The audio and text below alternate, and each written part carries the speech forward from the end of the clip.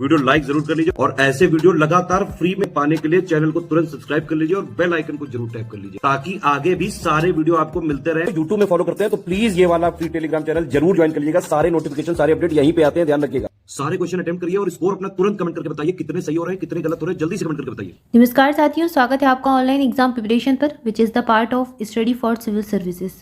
दोस्तों, Allahabad high court group C group D की vacancy के लिए जो आगामी परीक्षा है अभी दिसंबर में होने वाली है, इसके लिए प्रैक्टिस क्विज लगा रहे हैं और ये प्रैक्टिस क्विज हर सब्जेक्ट के लगवाए जाते हैं। अगर आप इसका अभ्यास करना चाहते हैं तो आप इसको ज्वाइन कर सकते हैं। इसकी जानकारी आप डिस्क्रिप्शन में दिए गए कॉन्टैक्ट डिटेल को फॉलो करके ले सकते हैं। कॉन्टैक्ट नंबर दिए गए हैं, उन पर कॉल करके आप पूरी इन्फॉर्मेशन ले सकते हैं। इसके अलावा यहाँ पर वीडियो आपको देखने को मिल रहा है और इसमें सामान्य अध्ययन विषय की कुछ क्विज लगाए भी थे, 2 सेट आ चुके हैं। अगर आपने नहीं देखे हैं तो आप चैनल पर जाकर देख सकते हैं, प्लेलिस्ट बना दी गई है। आज इसका तीसरे नंबर का सेट देख रहे हैं और यहाँ पर भी हम कुछ प्रश्नों का अभ्यास करेंगे। तो आइए चलिए स्टार्ट करते हैं। सबसे पहला प्रश्न देखेंगे। पहला प्रश्न दिया गया है, निम्नलिखित में से किस यज्ञ में पशु तथा सुरा की आहुति दी जाती है? तो पशु और सुरा एक प्रकार का पेय पदार्थ होता था वैदिक काल में, जिसका सेवन आर्यों के समय किया जाता था। सुरा और सोम 2 पेय पदार्थ होते थे उस समय में। तो इनकी आहुति दी जाती थी, किस युद्ध में दी जाती थी या फिर किस यज्ञ में दी जाती थी, पूछा गया है। अग्निहोत्र यज्ञ, सौत्रामणि यज्ञ, पुरुषमेध यज्ञ या फिर राजसूय यज्ञ। तो कब दी जाती थी? सही उत्तर हो जाएगा सौत्रामणि यज्ञ, ऑप्शन बी सही उत्तर हो जाएगा यहाँ पर। अब ये जो यज्ञ किया जाता था, यहाँ पर पुरोहित या फिर वैदिक आर्य ये यज्ञ करते थे और यहाँ पर अपने प्रिय देवता इंद्र को प्रसन्न करने के लिए उन्हें सोम और सुरा आदि की आहुति देते थे। पशु, सोम, सुरा आदि की आहुति दी जाती थी। सुरा एक प्रकार का पेय पदार्थ था जिसका सेवन वैदिक समय में किया जाता था। यहाँ पर 2 पेय पदार्थ थे। यहाँ पर ऋग्वेद जो है, ऋग्वेद में 2 प्रकार के मादक पेयों का उल्लेख मिलता है, एक तो सोम और दूसरा सुरा। तो जो सोम पदार्थ है, सोम रस है, इसका सेवन बताया जाता है कि पुरोहित और देवताओं के द्वारा किया जाता था। पुरोहित और देवता गण इसको ग्रहण करते थे। इसके अलावा जो सुरा है, सुरा को उस समय के जनसाधारण के द्वारा ग्रहण किया जाता था। तो ये जनसाधारण के द्वारा ग्रहण किया जाने वाला पेय पदार्थ था और जो सोम है पुरोहित और देवताओं के द्वारा ग्रहण किया जाने वाला पेय पदार्थ होता था। तो यहाँ पर हमने देखा। इसके अलावा ऋग्वेद में एक प्रकार के मद्य का नाम भी मिलता है। मद्य या फिर मदिरा जिसे कहते हैं, मद्य का नाम मत्सर भी मिलता है और ये इसी के पर्यायवाची होते हैं। इस प्रकार से आपसे सामान्य हिंदी में भी पूछ सकते हैं मद्य के पर्यायवाची, मत्सर, मद्य, सुरा जिसको कहते हैं। सोम लेकिन मद्य का पर्यायवाची नहीं होता है, सोम को शराब के अंतर्गत नहीं लाया जाता है, लेकिन सुरा शराब का या फिर मदिरा का पर्यायवाची माना जाता है। तो यहाँ पर इस चीज़ को थोड़ा सा क्लियर करके चलिए। इसके बाद अगला प्रश्न देखेंगे। अगला प्रश्न है, सिंधु घाटी तथा वैदिक दोनों ही सभ्यताओं में क्या समानता थी? सिंधु घाटी सभ्यता और वैदिक काल की बात हो रही है, इन दोनों सभ्यताओं में कौन सी समानता थी, पूछी गई है आपसे। ऑप्शन दिए गए हैं, शहरी जीवन, मूर्ति पूजा का प्रचलन, जाति प्रथा या फिर इनमें से कुछ भी समान नहीं था। तो ये बताना है, सही उत्तर चुनना है। इसमें से सही उत्तर हो जाएगा मूर्ति पूजा का प्रचलन। तो सिंधु घाटी सभ्यता में मूर्ति पूजा का प्रचलन था। यहाँ पर माता देवी की प्रतिमा भी मिलती है। इसके अलावा वैदिक काल में भी मूर्ति पूजा का प्रचलन था। सही उत्तर हो जाएगा ऑप्शन बी। इसके बाद अगला प्रश्न देखेंगे। अगला प्रश्न है, अल्लीलों संबंधित है। अल्लीलों का संबंध किससे है, किस घटना से, ये बताना है। ऑप्शन दिए गए हैं, पश्चिमी अवदाब से, पूर्वी अवदाब से, भारतीय मानसून से या फिर मौसम की भविष्यवाणी से। तो किससे संबंध हो जाएगा अल्लीलों का, ये बताना है।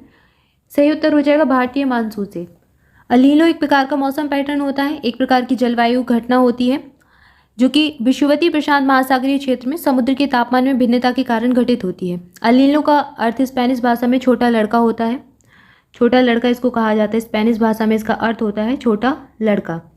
इसके अलावा ये जो घटना है ये विषुवतीय क्षेत्र में घटित होती है।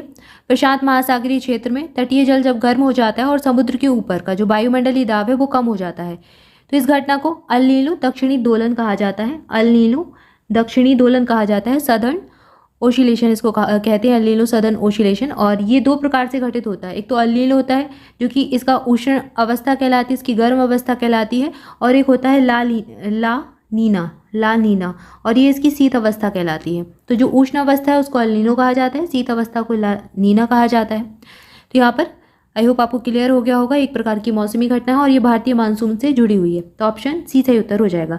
इसके बाद अगला प्रश्न देखेंगे। अगला प्रश्न है, भारतीय मानसून का सर्वप्रथम वर्णन निम्नलिखित में से किसके द्वारा किया गया? ऑप्शन दिए गए हैं, अल बरूनी ने किया, अलम कसीदी ने किया, अल मसूदी ने किया या फिर हैकल ने किया? सही उत्तर हो जाएगा अल मसूदी। अल मसूदी के द्वारा भारतीय मानसून का सबसे पहले वर्णन किया गया और ये एक प्रकार का अरबी शब्द भी है मानसून।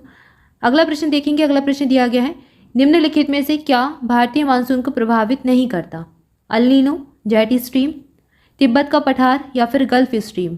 कौन सी चीज़ है जो भारतीय मानसून को प्रभावित नहीं करेगी? अल नीनो तो करता है, जेट स्ट्रीम भी करेगी, तिब्बत का पठार भी कहीं ना कहीं करेगा भारतीय मानसून को प्रभावित। इसके बाद यहाँ पर गल्फ स्ट्रीम दिया गया है और यही सही उत्तर हो जाएगा क्योंकि यह भारतीय मानसून को प्रभावित नहीं करेगा। अगला प्रश्न है, मैंग्रोव वनस्पतियाँ किस मृदा में उगती हैं? तो मैंग्रोव जो वनस्पतियाँ हैं ये कहाँ पर किस मृदा में उगती हैं ये बताना है। पर्वतीय मृदा में, दलदली मृदा में, बलुई मृदा में या फिर जलोढ़ मृदा में? सही उत्तर हो जाएगा दलदली मृदा में। ऑप्शन बी सही उत्तर हो जाएगा। दलदली मिट्टी ही होती है जहाँ पर मैंग्रोव वन या फिर मैंग्रोव वनस्पतियाँ पाई जाती हैं। इसके बाद अगला प्रश्न है। अगला प्रश्न देख रहे हैं, निम्नलिखित में से दलीय व्यवस्था किस एक व्यापक व्यवस्था का अंग है? तो दलीय व्यवस्था कहाँ पर पाई जाती है, किस व्यवस्था का अंग होती है बताना है। सामाजिक व्यवस्था का, आर्थिक व्यवस्था का, राजनीतिक व्यवस्था का या फिर अंतर्राष्ट्रीय व्यवस्था का? तो जो दल होते हैं आपको कहाँ पर देखने मिलते हैं, पार्टीज सिस्टम में या फिर पार्ट जो है वो किस सिस्टम में देखने को मिलती है बताना है।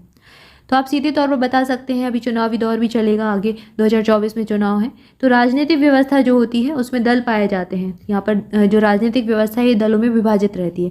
तो यहाँ पर सही उत्तर क्या हो जाएगा? ऑप्शन सी सही उत्तर हो जाएगा। इसके बाद अगला प्रश्न देखेंगे। अगला प्रश्न है, भारत के संविधान की चौथी अनुसूची में किसके बारे में प्रावधान किया गया है? तो भारत के संविधान की जो चौथी अनुसूची है किसके बारे में बताती है बताना है। पंचायती व्यवस्था, दल बदल, विरोधी कानून या फिर भ्रष्टाचार निवारण या फिर उपर्युक्त में से कोई नहीं?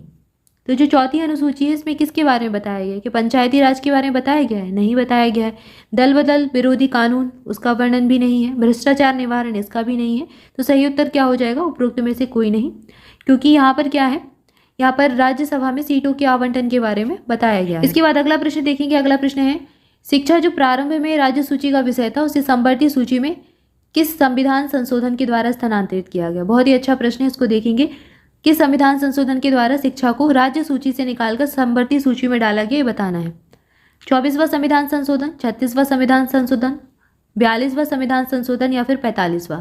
सही उत्तर हो जाएगा 42, 42वां संविधान संशोधन। और ये एक व्यापक संशोधन था जिसमें व्यापक सुधार किए गए थे, बहुत बड़े स्तर पर संविधान में जो है सुधार किए गए और कई सारी चीज़ें यहाँ पर सामने आई। जैसे कि सबसे इम्पोर्टेंट जो पूछा जाता है प्रश्न, प्रस्तावना में सुधार किया गया। प्रस्तावना में समाजवादी, पंथनिरपेक्ष और एकता अखंडता जैसे शब्द जोड़े गए। इसके अलावा यहाँ पर मौलिक कर्तव्य जोड़े गए। संविधान का जो भाग 4 है, भाग 4A के अंतर्गत, 4 के अंतर्गत आर्टिकल 51A जोड़ा गया, 51 को जोड़ा गया और इसमें 10 मौलिक कर्तव्यों को जोड़ा गया।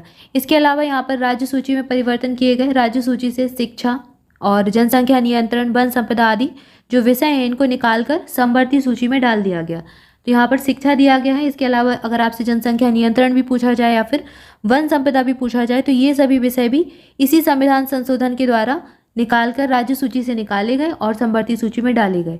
ठीक है, तो यहाँ पर सही उत्तर क्या हो जाएगा? ऑप्शन सी सही उत्तर हो जाएगा, 42वां संविधान संशोधन सही उत्तर हो जाएगा। तो यहाँ पर हमने कुछ प्रश्नों का अभ्यास किया। इसके आगे जो है प्रश्न नेक्स्ट वीडियो में देखेंगे। तब तक के लिए आपसे भी ऑनलाइन एग्जाम प्रिपरेशन के साथ जुड़े रहें। ऐसी इंपॉर्टेंट वीडियो आप तक पहुंचते रहें, इसके लिए बेल आइकन जरूर प्रेस कर दें और चैनल को सब्सक्राइब जरूर कर दें। अपने दोस्तों के साथ भी शेयर करें, कमेंट करके बताएं वीडियो कैसा लगा। Thank you for watching this video. मिलेंगे नेक्स्ट वीडियो में। Thank you so much.